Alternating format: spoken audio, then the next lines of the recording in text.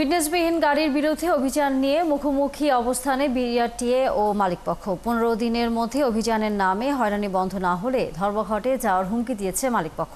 দাবি, ফিটনেস নির্ধারণ করতে হবে গাড়ির সক্ষমতার উপর। তবে বিআরটিএর সাফ কথা, ২০ বছরের বেশি বয়সের বাস এবং ২৫ বছরের উপরের কোনো ট্রাক চলতে পারবে না সড়কে। বিস্তারিত সুমন তানভীরের প্রতিবেদনে। শিয়া বাটার ও ভিটামিন ই সমৃদ্ধ লিলি হালাল বিউটি সোপ, তারুণ্যময় উজ্জ্বল ত্বকের জন্য। কাগজ অফিসে থাকে, ড্রাইভিং লাইসেন্স গুলিস্তান রাইখে দিচ্ছে। আমাদের কাছে কিছুই দেয় না। আপনি রাস্তায় গাড়ি চালাচ্ছেন, আপনার কাছে কোনো কাগজ? না, কোনো কাগজ নাই। এভাবেই চলছে রাজধানীর ব্যস্ত সড়কের যানবাহন। খোদ বিআরটিসির বাসেই নেই বৈধ কোনো কাগজপত্র।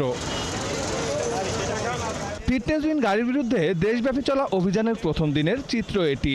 রাজধানীর ফার্মগেটে অভিযান শুরুর আগেই অনেকটা ফাঁকা হয়ে যায় রাস্তা। বিআরটিএর চেয়ারম্যান অভিযানের উদ্বোধন করেন। দেশে চলা প্রায় ৭০,০০০ ফিটনেসবিহীন গাড়ির বিরুদ্ধে কঠোর হুঁশিয়ারি দেন তিনি। বিগত সরকারের সময়ের কার্যক্রমকে আমলে না নিয়ে সড়কে শৃঙ্খলা ফেরাতে ফিটনেসবিহীন গাড়ির বিরুদ্ধে অভিযান অব্যাহত রাখার ঘোষণা দেন নবনিযুক্ত চেয়ারম্যান। আমাদের পুরো প্ল্যানটা সারা বাংলাদেশব্যাপী হয়েছে এবং এখন চট্টগ্রামে যদি খবর নেই, সেখানেও কিন্তু একই রকম কাজ চলছে। তাতে অলমোস্ট এভরি মান্থে আমাদের ৩৫০ প্রাণ ঝরে যাচ্ছে। এইভাবে চলতে দেওয়া যায় না, একদিনে এটা সম্ভব না এটাকে আপলোড করা। আমরা এই কার্যক্রমটা শুরু করেছি, এটা আমরা কন্টিনিউ করব আমাদের যতদিন পর্যন্ত আমাদের এই সড়কটা আমরা নিরাপদ না করতে পারি। এদিকে বিআরটিএর এমন অবস্থানের বিরুদ্ধে পাল্টা হুমকি বাস মালিক সমিতির। দেশব্যাপী চলা বিআরটিএর অভিযানের প্রথম দিনেই পরিবাগে পরিবহন মালিক সমিতির কার্যালয়ে জরুরি বৈঠকে বসেন মালিকরা।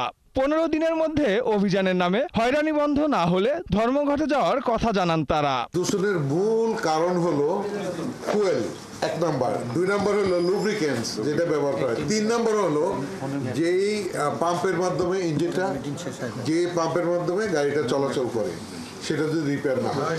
এই জিনিসগুলি মাপার জন্য দূষণ হয় কিনা, যে এক্সজস্ট হয় হাওয়াটা, সেটা যন্ত্র আছে। সেটা বিআরটি ফিটনেস দেওয়ার সময় পরীক্ষা করতে পারে যে কোন লেভেলে হাওয়াটা বের হলে দূষণ হচ্ছে না, কোন ধরনের, এবং রাস্তায় মোবাইল কোড করে করতে পারে। উপদেষ্টাদের কাছে মৌখিকভাবে দাবি করেছি, আজকের এই উদ্ভূত পরিস্থিতির কারণে বিভিন্ন জেলা পর্যায়ে, থানা পর্যায়ে বিআরটিএ, পুলিশ, ট্রাফিক বিভাগ অনেকের গাড়ি ধরে আটক করে একটা অস্থিরতা তৈরি করতেছে। আমাদের এই সভা থেকে আহ্বান, কোনো অস্থিরতা তৈরি না করে আগামী ১৫ কার্য দিবসের মধ্যে পরিবহন সেক্টরের মালিক, শ্রমিক প্রতিনিধির সাথে বসে এই উদ্ভূত পরিস্থিতির নিরসন না করলে বাধ্য হয়ে এই সেক্টরে ধর্মঘটের ঘোষণার জন্য সিদ্ধান্ত দিয়েছে। বিলম্বে ড্রাইভিং লাইসেন্স পাওয়া নিয়েও বিআরটিএর বিরুদ্ধে বহু অভিযোগ মালিক শ্রমিকের। যদিও বিষয়টি গুরুত্ব দিয়ে সমাধানের চেষ্টা চলছে বলে জানান বিআরটিএর চেয়ারম্যান। সুমন তানভীর, ৭১, ঢাকা।